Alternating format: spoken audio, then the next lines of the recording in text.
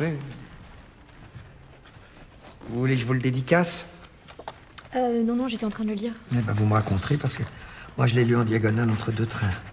Donc, vous êtes la philosophe? Je sais pas, enfin, non, je suis pas du tout philosophe. Ah, d'accord. Vous n'êtes pas philosophe? Je suis pas philosophe, mais j'ai déjà donné des cours de philosophie à l'étranger, notamment. Alors, le film de la semaine, c'est Alice et le maire de Nicolas Pariser, qui était présenté à la quinzaine des réalisateurs en mai dernier au Festival de Cannes. C'est un film qui s'inscrit un peu dans la lignée du précédent film de Nicolas Pariser, qui s'appelle Le Grand Jeu, et qui était vraiment une espèce d'exploration des coulisses du monde politique, mais sur le mode du polar. Donc voilà, le monde politique était vraiment filmé comme un univers très asphyxiant, une espèce de petite sphère comme ça paranoïaque. Là, on n'est plus du tout sur le même registre, on est plus du côté de la chronique naturaliste, voire parfois à certains moments de la comédie. Et on suit l'arrivée dans la mairie de Lyon d'une jeune femme qui s'appelle Alice, qui est jouée par Anaïs de Moustier, qui est normalienne, agrégée de philo et qui est embauchée pour un poste dont elle-même n'arrive pas très bien à cerner tous les enjeux. Donc voilà, on suit son arrivée et puis surtout sa rencontre avec le maire socialiste de la ville de Lyon, qui est incarné par Fabrice Lucchini et qui lui est un homme totalement blasé, éreinté par ses années d'homme politique et qui n'a plus d'idées, qui n'arrive plus à penser et qui cherche par tous les moyens, avec l'aide de ses collaborateurs, à retrouver des idées neuves, à mettre son esprit à nouveau en marche, etc. Et c'est Alice qui va jouer ce rôle-là, qui va être vraiment une espèce de catalyseur, de moteur. Elle va devenir une sorte de coach, de confidente, voire même d'amie. Et le film va vraiment se concentrer sur la relation qu'il y a entre les deux.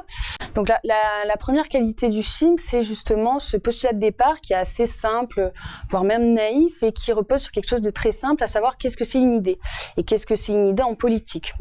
Donc le film va vraiment creuser cette question-là et mettre en scène de très longues discussions entre Alice et le maire, des discussions durant lesquelles ils vont à la fois parler de sujets très contemporains, de politique, mais aussi déborder un peu du cadre strictement professionnel pour aborder des sujets beaucoup plus ouverts, à la fois des sujets philosophiques, mais aussi des choses plus intimes. Donc c'est vraiment un film sur la parole, sur son mécanisme, sur comment mettre en mots des idées, des discours. Et ce qui est très réussi dans le film, c'est justement la façon dont Nicolas Pariser filme ces échanges-là.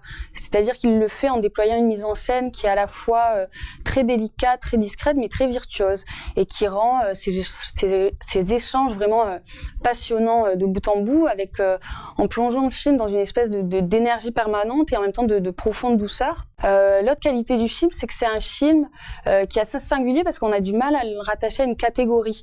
C'est-à-dire que c'est pas une plongée un peu sordide dans les coulisses de la politique façon House of Cards. C'est un film comme ça assez à la fois actuel et en même temps un peu anachronique, et ce qui je trouve fait vraiment tout son charme. Ensuite, dit comme ça, on pourrait croire que le film se contente d'être juste un exercice très brillant sur justement la parole, sur une idée théorique. Et en fait, ça l'est pas du tout. C'est vraiment un film très incarné parce que le film raconte aussi la rencontre de deux solitudes, de deux générations, de deux sexes aussi. Et là encore, le film déjoue un peu les clichés attachés à ce genre de relation, c'est-à-dire qu'on n'a pas du tout une relation de maître et d'élève qui se crée entre les deux, entre Alice et le maire. On a vraiment une relation de confiance, d'égalité qui tout de suite se crée. Et il y a quelque chose de très émouvant dans ces échanges parce que entre les deux, il y a une espèce de reconnaissance immédiate, de lien qui les lie immédiatement. L'autre très belle qualité du film, c'est vraiment ses comédiens et la façon dont Nicolas Pariser les filme. Donc il y a Anaïs Desmoustiers qui est vraiment géniale, qui est à la fois exaltée et en même temps on sent qu'elle n'est pas totalement sûre d'elle malgré son érudition, etc. Et puis il y a Fabrice Lucchini qu'on n'avait pas vu aussi sobre, aussi en retenue depuis très longtemps. Et je crois que Nicolas Pariser a vraiment écrit le film en pensant à lui. Et il me semble que le fait que Lucchini se retrouve placé au centre du désir d'un cinéaste et ne soit plus pas là utilisé juste comme une espèce de caricature de lui-même comme il a souvent été utilisé. Je crois que c'est ce qui change la donne et ce qui fait qu'il est absolument bouleversant. L'influence que tu as sur lui, il faut qu'elle cesse. En fait, t'es en train de me dire qu'il doit nouveau arrêter de penser, c'est ça? Je suis désolée, mais le jeu n'est plus le même. Et je te remercie, Alice. Alice, on va écrire tous les deux le discours de ma vie.